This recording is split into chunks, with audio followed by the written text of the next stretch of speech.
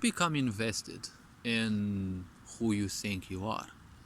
Don't ever end up thinking that if you are whom you think you are, anything has to specifically happen for you. Because that means you have created an unhealthy attachment towards your ego, your persona. Persona means a mask, because that's technically what it means in Latin. It means a mask that actors would use on stage so that they could embody certain people, certain personalities, or certain things which were more discrete, like natural phenomena or deities, things which weren't easy to simply portray. So don't simply invest in who you are, in your physicality, in the sense of placing it above others, because our physical body is something that we only inhabit. It is not necessarily ours, because even if it is ours, indeed, we inhabit it, yes, but sooner or later we will give it up. The life force that we are comes from beyond this physicality, so wouldn't it be abnormal in a way to simply identify with this physical body, with the mind that we have, because the mind has multiple layers. What we use of the mind is technically the physical brain, and we are so obsessed with logics and the such. But not all aspects of life can be comprehended by the mind, and the mind can be a very powerful tool when it comes to distracting ourselves from who we are. So one doesn't need to simply identify with their own emotions, because your emotions are technically, in part, how you react to certain things.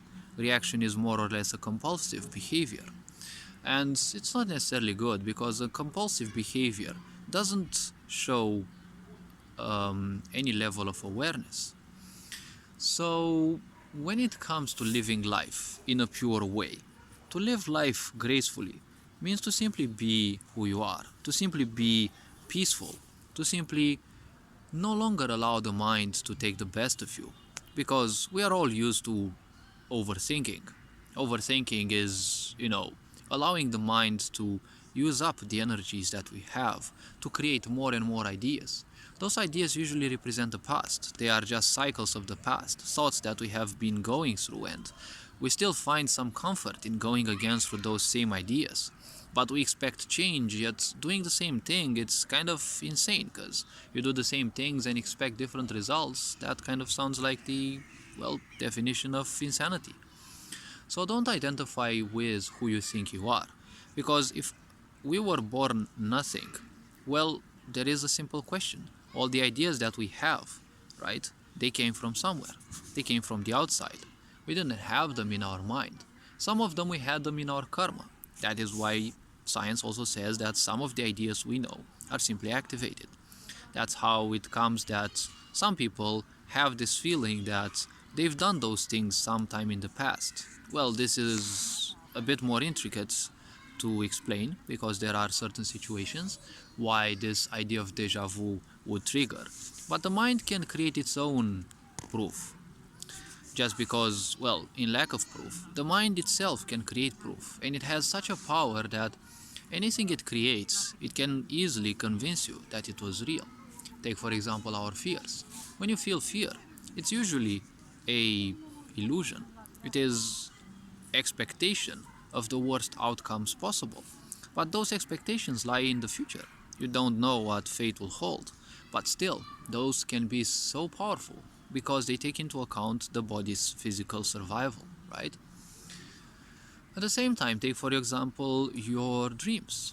They at times may feel so vibrant, right? So vivid, even if not always do they actually represent anything besides, let's say, karmic disposal. So identifying self with ideas that belong to other people and their emotions and the such, identifying yourself with this kind of means that you're living other people's life. But people want to be independent. Well, you can't be independent if you live other people's lives. And you can't be independent in this world, because whatever you want, someone else has it. That is why you go to a store to buy things. That is why, I don't know, that is why you trade physical things with other people, for money or for whatever.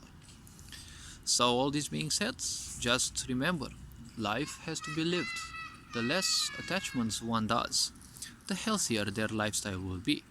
Because the more attachments one creates, attachments are just like lies. They always require something more, newer and newer stories to support the attachment. That is why people end up in overthinking.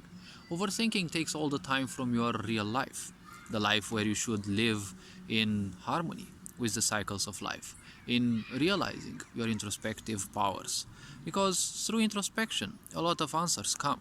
So, all this being said, you are appreciated. Take care. Your engine board signing out.